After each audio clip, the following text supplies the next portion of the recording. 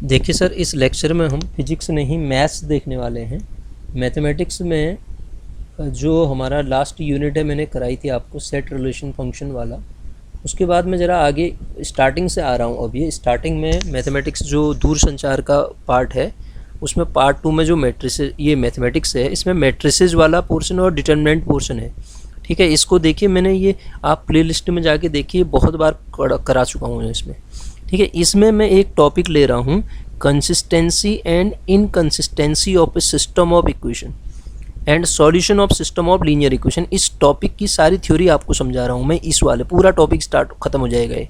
ठीक है, और यहीं से आपका क्वेश्चन भी बन जाएगा। एक्चुअली देखिए, ध्यान दीजिएगा, ये वाला जो टॉपिक है ना, ये टॉपिक आपका ये मैंने पेस्ट किया है यहाँ पे। ये जो सिलेबस है, ये वाला नीचे वाला, ये सिलेबस है आपका लैब असिस्टेंट का। लैब असिस्टेंट में भी है पूरा। देखिए, रैंक ऑफ ए मैट्रिक्स, बिना रैंक की एक कंसिस्टेंसी समझ में नहीं आएगी। Rank of A system of matrix, homogeneous and non homogeneous equation डाल दिया है यहाँ पे।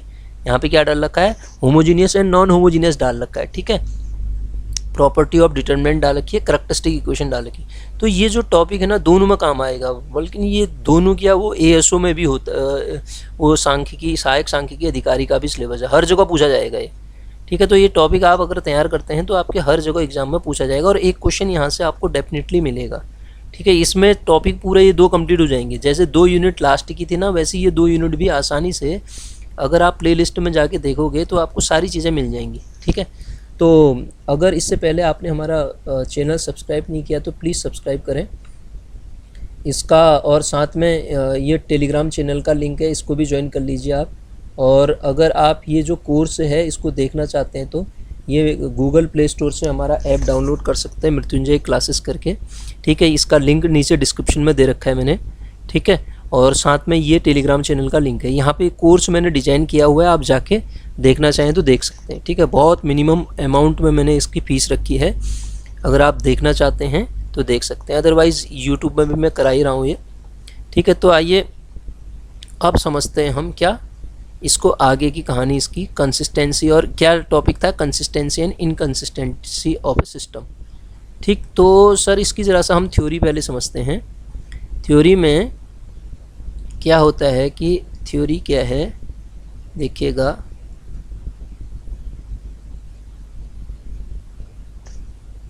जी, सबसे पहले आप इसको आगे बढ़ने से पहले रैंक नाम की चीज़ समझेंगे आप। रैंक, क्योंकि बिना रैंक के ये पढ़ नहीं पाएंगे आप। बस इतना ही समझिए आप, स्क्वायर मैट्रिक्स से है तो जिस ऑर्डर का डिटरमिनेंट नॉन जीरो आएगा उसे रैंक कह देंगे। दूसरा, आपको क्या दे रखी है? ए कोई मैट्रिक्स दे रखी है, ये इस तरीके की। मैं आपको जब बहुत ही सिंपल सी लैंग्वेज में बता देता हूँ, 3 5 6 और 1 3 5। तो आप क्या करोगे, इसमें रो ऑपरेशन लगा के, ऑपरेशन कैसे लगाते हैं 11th 12th में आपने पढ़ रखा है। आपने इसको कन्वर्ट कर दिया 1 2 3 0 0 1 0 0 0, इस टाइप से कन्वर्ट कर दिया। ऐसी और भी आ सकता है। कन्वर्ट करने के बाद आप देखेंगे कि आपके पास जो number of non zero row होंगी ना, क्या होंगी? Number of non zero row, non zero row, number of non zero row. बस आप इतना ही समझिए। बस नॉन जीरो रो का मतलब ये पूरी की पूरी जीरो रो है। देखिए, लास्ट वाली रो जीरो है और इसमें एक भी नॉन जीरो एलिमेंट आ गया तो वो नॉन जीरो रो कहलाती है। तो इसमें नंबर ऑफ नॉन जीरो आप काउंट करोगे तो 2 आएंगी सर। कितनी आएंगी? 2 आएंगी। तो जो नंबर ऑफ नॉन जीरो रो होती है ना, वही हमारे matrix rank of matrix A हो जाती है। कितने आए इसमें number of non zero row? 2। बस इतना ही आप समझिए कि नंबर ऑफ नॉन जीरो रो जो हैं वही क्या हो जाएगी? रैंक हो जाएगी। ये कैसे आएगा हम अभी बाद में डिस्कस करेंगे। अब हम बात कर रहे हैं सर, टॉपिक का नाम है हमारे पास सिस्टम ऑफ इक्वेशन। क्या है? System of equation. System of equation है सर। अगर आप सिस्टम ऑफ इक्वेशन की सर बात करते हैं तो ax बराबर b, ये आपके पास ax बराबर b का मतलब हुआ, मान लेते हैं 2x प्लस 3y और x प्लस 2y बराबर आपके पास ये बी की वैल्यू यहाँ पे आपकी 0/4 कुछ भी हो सकती है, 5 0/6 कुछ भी हो सकती है। यदि 0 हुआ, मैं यहीं से आपको डिफाइन करके बताता हूँ, यदि बी हमारे पास 0 हुआ तो ऐसे सिस्टम को हम कह देते हैं होमोजीनियस सिस्टम। होमोजीनियस सिस्टम कह देते हैं सर। अगर बी हमारे पास नॉन जीरो हुआ तो इसको हम कह देते हैं नॉन होमोजीनियस सिस्टम। क्या कह देते हैं? Non homogeneous system. Non homogeneous system of linear equation. हम बात किसकी कर रहे हैं? सिस्टम ऑफ लीनियर इक्वेशन की बात कर रहे हैं। ठीक है, अब हम सबसे पहले देख लेते हैं होमोजीनियस सिस्टम को। क्या देख लेते हैं? होमोजीनियस सिस्टम को देख लेते हैं। होमोजीनियस सिस्टम को देख लेते हैं। होमोजीनियस सिस्टम में हम सॉल्यूशन कैसे होंगे वो पढ़ लेते हैं।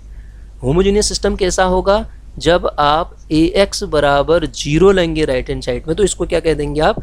होमोजीनियस सिस्टम कह देंगे। तो ऐसे केस में क्या होता है, सबसे पहले आप कोफिशिएंट मैट्रिक्स की रैंक निकालते हैं। रैंक कैसे निकालते हैं मैंने आपको बता दिया है। यदि कोफिशिएंट मैट्रिक्स की रैंक नंबर ऑफ वेरिएबल के बराबर आ जाता है। अच्छा, मैं यहाँ पे एक चीज़ बताना आपको चाहता हूँ कि होमोजीनियस सिस्टम में या तो यूनिक सॉल्यूशन होता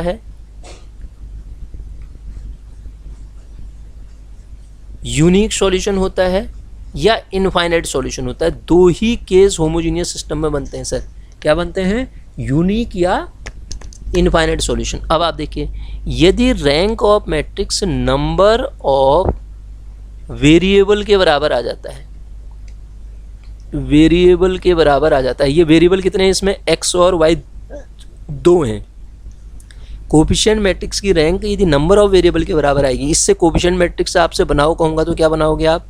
0 मान रहा हूँ हमें राइट हैंड साइड में, क्योंकि होमोजीनियस कह रहा हूँ। 2 3 1 2। आप इसको ऐसे ही तो लिखते थे, अगर आप क्लास 12th का याद करें तो एक्स वाई बराबर क्या होता था? 0 0। ऐसे ही तो लिखते थे। ये कोफिशिएंट मैट्रिक्स होगी। यदि नंबर ऑफ वेरिएबल के बराबर रैंक आ जाती है तो इस केस में सिस्टम हैज़ यूनिक सॉल्यूशन। तो आपके सिस्टम के पास यूनिक सॉल्यूशन हो जाएगा। और वो यूनिक सॉल्यूशन क्या होता है, ध्यान से देखिएगा। सारे जितने भी वेरिएबल n है मान लेते हैं, x1 बराबर x2 बराबर xn बराबर 0। n वेरिएबल हैं तो सब के सब 0 आ जाएंगे। यूनिक सॉल्यूशन होमोजीनियस में क्या होता है? 0 सॉल्यूशन होता है। वो कब मिलता है? जब हम रैंक निकालेंगे कोफिशिएंट मैट्रिक्स की, वो नंबर ऑफ वेरिएबल के बराबर आ जाता है तो। ठीक है। सेकंड केस सर इसमें आता है रैंक ऑफ, यदि कोफिशिएंट मैट्रिक्स जो है less than number of variable आ जाती है। नंबर ऑफ वेरिएबल आ जाती है तो उस केस में सिस्टम हैज़ इनफाइनाइट सॉल्यूशन। बस दो ही केस बनता है। कब? जब मैं बात किसकी कर रहा हूँ? होमोजीनियस सिस्टम की बात कर रहा हूँ। तो होमोजीनियस सिस्टम इतना ही है सर। अब मैं आपको समझाता हूँ नॉन होमोजीनियस सिस्टम क्या है। और यहाँ पे क्वेश्चन है तो हम नॉन होमोजीनियस सिस्टम को अगले पेज में करते हैं। देखिए, दूसरा सिस्टम समझाता हूँ मैं आपको। नॉन होमोजीनियस सिस्टम क्या है देखिएगा, गौर से इसको समझिएगा। अगला सिस्टम हम पढ़ते हैं नॉन होमोजीनियस सिस्टम। नॉन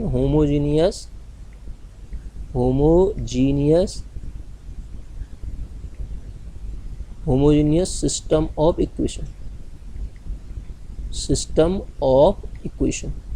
कैसी इक्वेशन? लीनियर इक्वेशन की हम बात कर रहे हैं। ठीक है। तो सर नॉन होमोजीनियस सिस्टम में ना जो ax बराबर b फॉर्मेट होता है और b नॉट इक्वल टू 0 होना चाहिए। b not equal to 0। जैसे एक इक्वेशन अगर मैं लिखता हूँ 2x plus y is equal to 6, x plus 3y is equal to 7 type की, ये कैसी है? नॉन होमोजीनियस सिस्टम है। तो नॉन होमोजीनियस सिस्टम की अगर मैं बात करता हूँ तो सर ये सिस्टम आपका नॉन होमोजीनियस कहलाएगा। तो अगर हमारे पास सिस्टम नॉन होमोजीनियस है तो इसमें एक वर्ड आता है सर, सबसे पहले आप उसको समझिए। वो क्या होता है?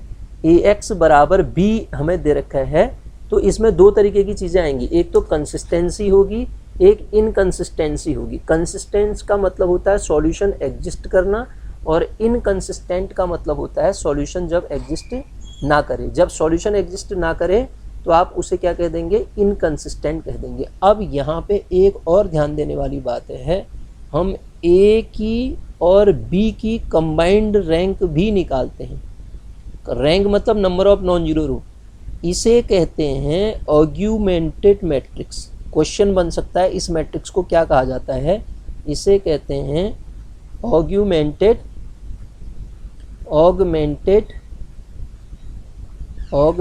मैट्रिक्स कहते हैं सर। इसको क्या कहते हैं, ऑगमेंटेड मैट्रिक्स कहते हैं। अब देखो यहाँ पे ध्यान से बात को समझने की कोशिश करना। यहाँ पे हम क्या निकालते हैं, रैंक ऑफ ए और ए बी, मतलब जैसे देखो ना, ये 2 1 1 3 डैश डैश डैश 6 7, जब आपने इसको लास्ट में सॉल्व किया तो ऐसा कुछ आया, मान लेते हैं 2 1, मुझे पता नहीं क्या आएगा, आपको समझाने के लिए बोल रहा हूँ मैं, ऐसा आ गया ये या ऐसा आ गया। अब आप देखो ए के लिए इस वाले को आप छोड़ दो, ए कितना है, केवल इतना है। जब ए की रैंक निकालोगे नंबर ऑफ नॉन जीरो रो 1 है, लेकिन जब ए बी को कंबाइंड करके आप लोगे तो ए बी की rank number of non zero row 2 के 2 नॉन जीरो रो हैं उसमें, ठीक है। यदि रैंक ऑफ ए बराबर रैंक ऑफ ए बी आ जाता है, ए बी, तो इससे और वो नंबर ऑफ वेरिएबल के बराबर आ जाता है। एन मतलब नंबर ऑफ वेरिएबल, जैसे इसमें नंबर ऑफ वेरिएबल कितने हैं, x y 2, number of variable के बराबर आ जाता है। तो उस केस में नंबर ऑफ वेरिएबल के बराबर आता है, तो उस केस में सिस्टम हैज़ यूनिक सॉल्यूशन। अब यहाँ एक बात ध्यान रखने वाली है, यूनिक सॉल्यूशन जीरो सॉल्यूशन नहीं होगा सर यहाँ पे, क्योंकि राइट हैंड साइड में जीरो थोड़ा है, 0 + 0 बराबर 6 थोड़ा हो जाएगा, वो यूनिक सॉल्यूशन होगा, ठीक है। सेकंड केस, रैंक ए जो है रैंक ए बी के बराबर तो है, लेकिन नंबर ऑफ वेरिएबल से कम है, तो उस केस में system has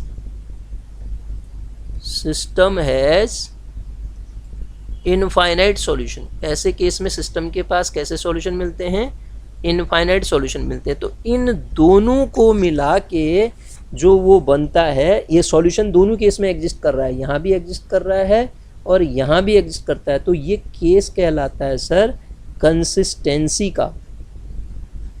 condition of consistency ही होगी ये, क्या TENCY, कंसिस्टेंसी आ गई है। सॉल्यूशन एग्जिस्ट करना मतलब कंसिस्टेंट होना, या कंसिस्टेंट होना मतलब सॉल्यूशन एग्जिस्ट करना। लेकिन तीसरा केस यहाँ ये भी बन जाता है, यदि rank A not equal to rank A B आ गई, तो इसे कहते हैं नो सॉल्यूशन, और यही क्या कहलाता है, इनकंसिस्टेंसी कहलाता है। अब देखो मैंने कहा कोई 3x3 की मैट्रिक्स बनाई XYZ के फॉर्मेट में, ऐसी थी वो, मान लेता हूँ 1 2 3 5 2 3 4 6 1 3 5 7 ऐसी थी। हमने वो एलिमेंट्री रो ऑपरेशन लगाया, तो इसमें 3 केस बन सकते हैं, मैं बताता हूँ आपको। 1 2 3 dash dash dash dash dash, ये ए है और यहाँ पे ये बी है, हम कंबाइंड करके लिख रहा हूँ, ये ए है ये बी है, और ये 0 0 1 ये 6 5 ये 3, मैं क्या है ये समझाने के लिए लिख रहा हूँ, अब ऐसा मत सोचना ये तो आता ही नहीं है, ठीक है। एक केस ये बन सकता है।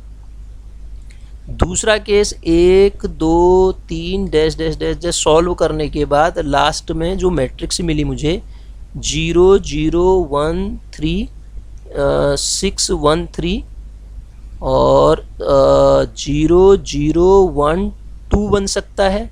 और एक केस सर इससे ये भी बन सकता है 1 2 3 डैश डैश डैश 5 और ये 0 और ये 0 ये 1 ये 3 ये 0 ये 0 ये 0 ये 3, ऐसा कुछ बन सकता है, ठीक है। अब ये तीनों केस में यहाँ पे आपको डिफाइन करके बताता हूँ। ये केस क्या है, देखो ए मतलब इतना, ए मतलब खाली इतना, ये ए है, खाली ए की रैंक देखता हूँ तो ए में नंबर ऑफ नॉन जीरो रो कितने हैं, ये 0 रो है, ये और ये नॉन जीरो, तो रैंक ऑफ ए कितनी है 2। और पूरी ए बी को जब आप कंबाइंड करके लोगे तो ए बी में नंबर ऑफ नॉन जीरो रो, ये भी नॉन जीरो, ये भी नॉन जीरो, ये भी नॉन जीरो, उसकी रैंक कितनी है 3। तो ये केस आ रहा, देखो कहाँ गया, और rank A not equal to rank A B. यदि रैंक ए और रैंक ए बी बराबर नहीं होती है तो उस केस में आपके सिस्टम के पास कोई सॉल्यूशन नहीं होता। तो ये केस किसका होगा, नो सॉल्यूशन का, या इसको क्या कह देता हूँ, इनकंसिस्टेंट कह देता हूँ। अब ये वाले केस को देखो, इसमें ए में नंबर ऑफ नॉन जीरो रो, ये भी नॉन जीरो, ये भी नॉन जीरो, ये भी नॉन जीरो, तो ए की रैंक 3, और ए बी में नॉन जीरो रो, ये भी, ये भी, ये भी, 3 के 3 नॉन जीरो रो। ए की रैंक ए बी की रैंक दोनों की रैंक बराबर है और वो 3 के बराबर है। देखो रैंक ए बी के बराबर है, नंबर ऑफ वेरिएबल के बराबर है, तो ऐसे केस में यूनिक सॉल्यूशन मिलेगा। यहाँ आओ, अब इसमें देखो कि ए के लिए नंबर ऑफ नॉन जीरो रो, ये भी नॉन जीरो, ये भी नॉन जीरो, लेकिन ये 0 रो है, तो रैंक ए 2 है। ए बी के लिए देखो, ए बी के लिए भी कैसा आ रहा है, ये पूरा का पूरा 0 है आपका, तो ए बी के लिए भी 2 ही है। रैंक ए बी के बराबर तो है लेकिन 3 नहीं है, 3 से कम है। तो ऐसे केस में सिस्टम के पास सर कितने सॉल्यूशन होंगे, इनफाइनाइट सॉल्यूशन होंगे। System has infinite solution. तो ये किसका केस बन जाएगा, हमारे इनफाइनाइट सॉल्यूशन का केस बन जाएगा। अब मैं आपको एक दो क्वेश्चन करके समझाता हूँ, तब आप चीज़ों को ज़्यादा और तरीके से समझ पाएंगे। अगर इतना ज़रा सा भी समझ में आया है तो इन क्वेश्चंस को देखो। देखो सिस्टम क्या कह रहा है, does the following equation पजेज A common noun zero solution. Sir देखो इस क्वेश्चन वाले ने आपको कहा कि आप पकड़ो एक होमोजीनियस सिस्टम और दिखाओ इसका कॉमन नॉन जीरो सॉल्यूशन है। तो पहले तो इसको समझना ही आसान वो है। पहले कॉमन नॉन जीरो सॉल्यूशन आप जानते हैं, यदि कोफिशिएंट मैट्रिक्स की रैंक नंबर ऑफ वेरिएबल के बराबर आ जाएगी तो इसके पास 0 सॉल्यूशन होगा, क्योंकि यूनिक सॉल्यूशन मतलब होमोजीनियस सिस्टम के लिए यूनिक सॉल्यूशन मतलब 0 सॉल्यूशन होता है। तो वो कॉमन नॉन जीरो की जब बात करता है तो इसका डेफिनेटली मतलब ये होगा, अगर इसकी कोफिशिएंट मैट्रिक्स की रैंक 3 से छोटी आ जाती है तो डेफिनेटली इसके पास कॉमन नॉन जीरो सॉल्यूशन आ जाएगा। और वो केस किसका होता है सर, इनफाइनाइट सॉल्यूशन का होता है। तो उसको निकालने का मैं बिल्कुल सिस्टमेटिक तरीके से आपको बता रहा हूँ। देखिए आप क्या करो, इसके कोफिशिएंट को बढ़िया तरीके से लिख दो, ये 3, ये 4 और ये अगेन 4, यहाँ पे ये है 7, ये है 10, ये है 12, और ये क्या है आपके पास x y z बराबर, कैसे लिखोगे इसको, होमोजेनियस सिस्टम को ऐसे ही तो रिप्रेजेंट करोगे, ये है। अब आप देखो, अब रैंक निकालते हैं। तो रैंक निकालने के लिए पहला ऑपरेशन लगाता हूँ R2 में। क्या करूँगा मैं, R2 में से 3 गुणा R1 करूँगा तो ये 0 हो जाएगा। 0 बनाने का तरीका ना, पहले इस कॉलम को 0 फिर इस कॉलम को, ऐसे ही आगे बढ़ते हैं। फिर R3 में जब मैं ऑपरेशन करूँगा तो R3 माइनस 7 से R1 को मल्टीप्लाई करके घटा दूँगा, 7 से R1 को मल्टीप्लाई करके घटा दूँगा, ठीक है ना। तो यही प्रोसेस होती है, ये कुछ नहीं है, ये जो लीनियर इक्वेशन पढ़ा करते थे ना हम क्लास 6 से, उनमें वही है। तो क्या बनेगा ज़रा देखोगे, 1, ये 2, ये 3, 3 माइनस 3 0, 4 माइनस 6 माइनस का 2, और 4 माइनस ये कितना बनेगा, माइनस का 9 माइनस का 5, है ना। 7 माइनस 7 0 हो जाएगा, 10 माइनस 14 माइनस का 4 हो जाएगा, और 12 माइनस कितना 21 आएगा ना, 12 20 माइनस का 9 हो जाएगा शायद ही, ठीक है, यही होगा, माइनस का 9 हो जाएगा। तो इसमें और क्या बन सकता है, अब आप देखो आगे की कहानी देखो इसकी, आगे क्या बनेगा। फिर एक ऑपरेशन और करते हैं इसमें, या तो आप उसको 0 बना लो, ठीक है, या तो आप क्या कर लो, इस वाले को 0 बना लो, इसको 0 बना लो कह रहा हूँ मैं। अब इसमें कुछ हो सकता है, मेरे ख्याल से तो इसमें और कुछ हो नहीं पाएगा। एक्चुअली आप एक काम करो, अगर आप सोच रहे हो कि हो सकता है इसमें, तो करके देख लो। R3 में आप ऑपरेशन करना चाह रहे हो तो R3 माइनस 2 R2 करके देख लो आप। तो जैसा ही ये करने की कोशिश आप करोगे तो 1 2 3 ये 0, ये -2, ये -5, ये 0, ये 0 हो जाएगा। -9 R3 -2 -9 प्लस का 10 हो जाएगा। ये 2 से मल्टीप्लाई किया गया ना इसको, तो ये माइनस का 1 आ जाएगा। देखो ना, प्लस का 1 आ जाएगा, लेकिन 1 तो बच गया। अब इसमें कोई ऑपरेशन हो ही नहीं सकता है। तो नंबर ऑफ नॉन जीरो रो कितनी आ रही, ये भी नॉन जीरो, ये भी नॉन जीरो, ये भी नॉन जीरो। तो रैंक कोफिशिएंट मैट्रिक्स की किसके बराबर आ गई, 3 के बराबर। 3 मतलब नंबर ऑफ वेरिएबल के बराबर। तो ऐसे केस में तो मैंने अभी आपको पढ़ाया था यूनिक सॉल्यूशन होगा, और होमोजीनियस का यूनिक सॉल्यूशन 0 सॉल्यूशन होता है। तो ये क्वेश्चन क्या कह रहा था, क्या इस सिस्टम का common noun zero solution exist कर सकता है। आप कहेंगे नहीं कर सकता। क्यों नहीं कर सकता है, क्योंकि इसका तो यूनिक सॉल्यूशन आ जा रहा है, और यूनिक सॉल्यूशन तो सर 0 सॉल्यूशन होता है। समझ रहे हैं आप मेरी बात को। तो इसका नहीं एग्जिस्ट कर पाएगा। अगला क्वेश्चन देखते हैं। अब यहाँ पे सर इसने कह दिया इस क्वेश्चन को आप कंप्लीटली सॉल्व करके दिखाओ। कंप्लीटली सॉल्व कर रहा है तो 2 ही केस बनेंगे, या तो यूनिक सॉल्यूशन आएगा, या ये भी मुझे क्या दिख रहा है, ax बराबर b का केस दिख रहा है। क्या दिख रहा है, ax बराबर b का केस दिख रहा है, और b बराबर 0 है। मतलब होमोजीनियस सिस्टम है। ये भी क्या है, होमोजीनियस सिस्टम, होमोजीनियस सिस्टम है। तो इसमें भी हम वही काम करने की कोशिश करेंगे। कोफिशिएंट मैट्रिक्स बना के उसकी रैंक निकालेंगे धीरे धीरे। कोफिशिएंट मैट्रिक्स क्या है सर, देखिए ये 1, ये 3, ये -2, और ऐसे लिखेंगे। और ये कितना है 2, ये -1, ये 4, यहाँ पे 1, -11, ये 14। तो अब ऑपरेशन कैसे लगाएंगे, R2 को तो आप R2 - 2 R1 कर सकते हैं। इसको 2 से मल्टीप्लाई करके घटा दो। और R3 में क्या करेंगे, R3 में जब ऑपरेशन लगाएंगे तो R3 - R1 करेंगे। तो दिस इज इक्विवेलेंट टू क्या मिलेगा आपको, देखो ये 1, ये 3, ये -2, 2 - 2 0, -1 -6 -7 आ जाएगा ये। और ये 4 माइनस कितना आएगा सर, 4 - 4 0 हो जाएगा ये।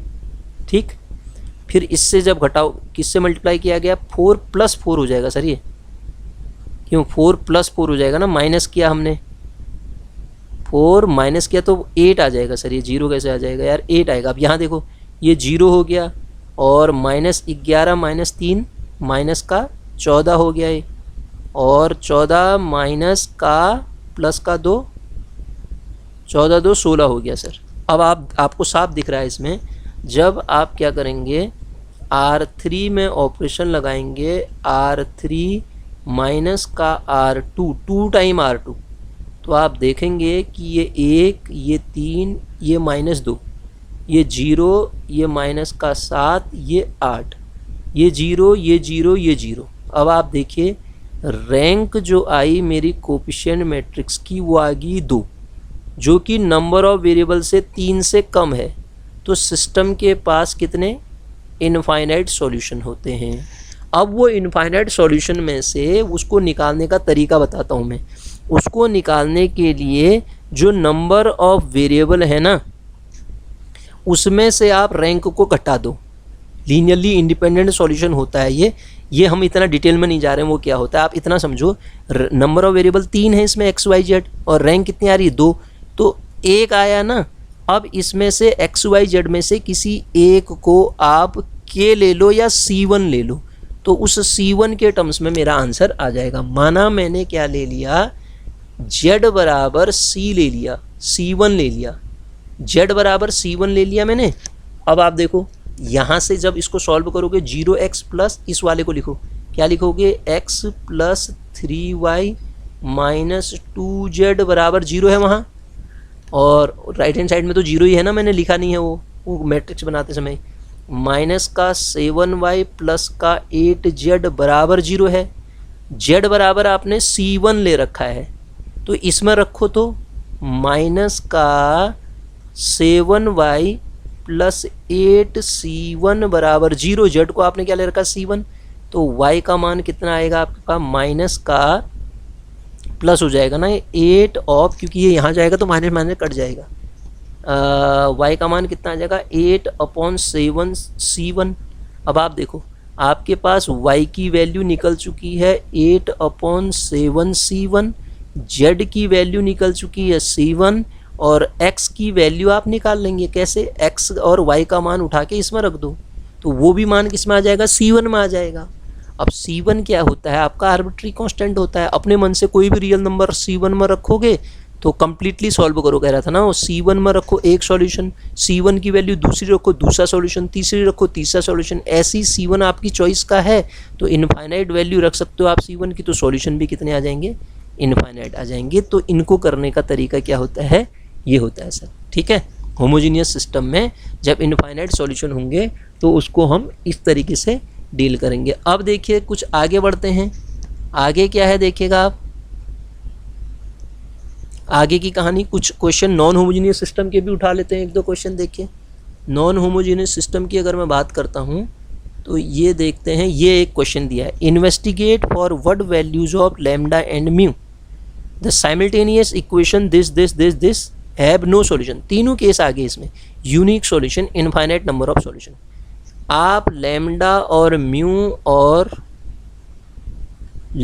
म्यू की किस वैल्यू के लिए इस सिस्टम के पास यूनिक सॉल्यूशन होगा, इनफाइनाइट सॉल्यूशन होगा और नो सॉल्यूशन होगा, बताओ कह रहा है। तो सर मैं क्या इसको सीधे कोफिशिएंट मैट्रिक्स बना के बता दूं आपको, 1 1 1, ये कितना है dash dash dash dash dash dash dash करोगे ये आएगा 6, और ये कितना आया 1, ये 2, ये 3, ये आपके पास 10, अगला कितना है 1, ये 2, ये लैम्डा और ये क्या है mu.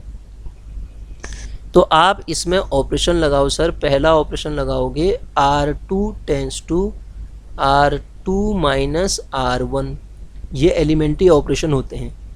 R3 tense to R3 minus R1, ये एलिमेंट्री ऑपरेशन जब आपने लगाया तो आपने पाया कि ये जो इक्वेशन बनी 1 1 1 डैश डैश डैश करके ये 1 ही रहा, ये 0, ये 1, ये 2, 3 माइनस 2 और ये 4 आ जाएगा, ये 0, ये 1, ये लैम्डा माइनस 1 और ये कितना आया म्यू माइनस 6 बन गया। एक ऑपरेशन और लगाते हैं, पहले इनको 0 बनाते हैं फिर इनको बनाते हैं, ये तो बन नहीं सकता, इसको बनाते हैं। वो ऑपरेशन क्या लगाते हैं, R3 टेंस टू R3 में से R2 को घटा देता हूँ तो मैं पाऊँगा मुझे कुछ ऐसा मिलेगा, G1 1, ज़रा यहाँ लिख लो 1, ये कन्फ्यूज़न हो जाएगा, हाँ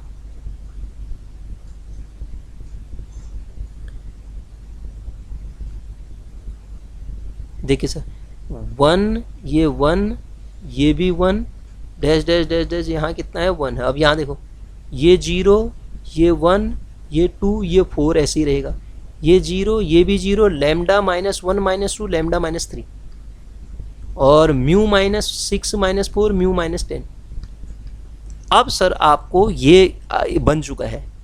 यदि अब यहाँ से आप केस अपने आप भी खुद भी बना सकते हैं, देख के आपको लग जाएगा। देखो यदि आप लैम्डा को 3 रखोगे और म्यू को 10 रख दोगे तो क्या आएगा, ये लैम्डा 3 रख के ही 0 हो जाएगा, ये भी 0 हो जाएगा और ये भी 0 हो जाएगा। तब आप पाओगे कि लास्ट वाली रो पूरी की पूरी 0 हो चुकी है। तो लास्ट रो यदि पूरी की पूरी 0 हो जाती है, क्या कहा, यदि लास्ट वाली रो इस केस में पूरी की पूरी 0 हो जाती है तो रैंक कोफिशिएंट मैट्रिक्स की भी ए की भी और ए बी की भी बराबर आती है। रैंक ऑफ ए बराबर रैंक ऑफ ए बी 2 आएगी, बराबर 2 आ रही है, जो कि नंबर ऑफ वेरिएबल से क्या है 3 से कम है, नंबर ऑफ वेरिएबल से कम है, तो आपको कंसिस्टेंट मिल रहा है ये। ऐसे केस में आपने क्या पढ़ा था, इनफाइनाइट सॉल्यूशन। यदि लैम्डा बराबर 3 म्यू बराबर 10 रखोगे तो इनफाइनाइट सॉल्यूशन मिलेगा। क्या कह रहा था, लैम्डा और म्यू की वैल्यू इन्वेस्टिगेट कीजिए जिनके लिए सॉल्यूशन यूनिक है, इनफाइनाइट है या नो सॉल्यूशन है। तो इनफाइनाइट सॉल्यूशन होने के लिए इन दोनों को ऐसा होना पड़ेगा। सेकंड केस अब आप खुद डिफाइन करो, यदि आप लैम्डा को 3 रख देते हो और म्यू को 10 नहीं रखते हो, 10 के अलावा कुछ रख दो, अब इस केस में ये तो 0 हो जाएगा, ये तो नॉन जीरो आएगा, ये क्या आएगा, नॉट इक्वल टू जीरो आएगा। अब उस केस में क्या होगा सर, रैंक ऑफ ए तो आपके पास ये जीरो होने की वजह से रैंक ऑफ ए तो 2 हो जाएगी। ऐसे केस में आप निकाल के देखो, रैंक ऑफ ए तो 2 हो जाएगी और रैंक ऑफ ए बी जो हो जाएगी वो 3 हो जाएगी। दोनों डिफरेंट आ गई। तो जब दोनों डिफरेंट आती हैं तो क्या होता है, नो सॉल्यूशन का केस होता है। फिर किसका केस होता है, नो सॉल्यूशन का केस होता है। अब एक केस और बनता है इसमें, यदि आप तीसरा केस रखो, लैम्डा को 3 नहीं रखते हो, म्यू चाहे कुछ भी हो, म्यू जीरो हो, नॉन जीरो हो, कुछ भी हो, यदि लैम्डा 3 नहीं है तो ये केस क्या बनेगी, लास्ट वाला केस देखो मैं आपको बताता हूँ, 1 1 1 और यहाँ भी 1, ये 0, ये 1, ये 2, ये 4, ये 0, ये 0, ये नॉन जीरो नंबर आ गया। अब यहाँ पे कोई फ़र्क नहीं पड़ेगा, ये चाहे 0 हो चाहे ये नॉन जीरो हो, नॉट इक्वल टू जीरो यहाँ पे मिल चुका है। तो उस केस में देखोगे कि ए में नंबर ऑफ नॉन जीरो रो, ये नॉन जीरो नंबर है, जीरो नहीं है, तो रैंक 3 है इसकी, इसके जीरो होने से कोई फ़र्क नहीं पड़ता है रैंक में, तो तब भी 3 ही है। तो तीनों lambda any value, lambda any value either zero, either zero और नॉन जीरो, आइदर जीरो और नॉन जीरो, नॉन जीरो कुछ भी हो, तो ऐसे केस में आपके पास क्या आ जाएगा, कौन सा केस बचा है, यूनिक सॉल्यूशन का केस वो बन जाएगा। वो क्या बन जाएगा, यूनिक सॉल्यूशन का केस बन जाएगा। तो ये थ्योरी थी सर सिस्टम ऑफ इक्वेशन और उसके अंदर होमोजीनियस और नॉन होमोजीनियस के लिए। ठीक है, तो इसके बाद आप अगले लेक्चर में हम देखेंगे, फिर इतना आप करिए। उसके बाद एक क्वेश्चन और छूटा है, इसको भी कर सकते हैं अगले लेक्चर में। हम इसके एग्ज़ाम में ही आते हैं, ऐसे ही क्वेश्चन पूछे जाते हैं एग्ज़ाम में। अगले लेक्चर में और कुछ क्वेश्चंस को देखेंगे, जैसे ये जो नीचे वाला क्वेश्चन है आप इसको भी कर सकते हो, ये भी तो ऐसी है। ज़रा सा मैं अगर आपको हिंट दूँ तो कैसे करोगे, देखो वही तो है, फॉरवर्ड वैल्यूज ऑफ ईटा कह दिया इसने। तो आप सिस्टम को सॉल्व करेंगे इस तरीके से, ये 1 1 1 डैश डैश डैश डैश, ये 1 रखेंगे, ये 1, ये 2, ये 4, ये ईटा हो गया, ये कितना आएगा 1 4 10 और ईटा स्क्वायर हो जाएगा। ठीक है, कहता है have solution and solve them completely each case. Solution कब निकलेगा वो बताओ और कम्प्लीटली सॉल्व करो, वैसे ही रैंक निकालो। और मैंने आपको बता रखा है नॉन होमोजीनियस के लिए रैंक सॉल्यूशन एग्जिस्ट करने का मतलब 2 ही केस होता है, कंसिस्टेंसी होती है।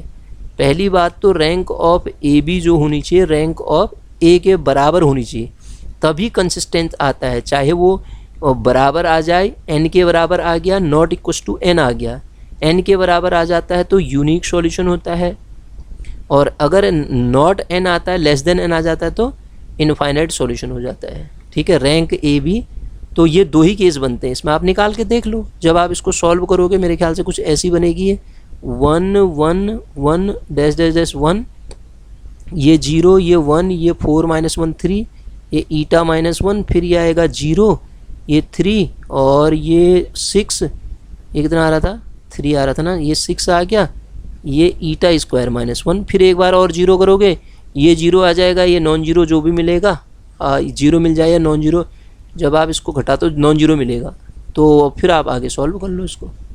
ठीक है, बता दिया मैंने आपको, ऐसे ही सॉल्व कर लेंगे इसको। ठीक है, तो ये क्वेश्चन ऐसे होंगे सर।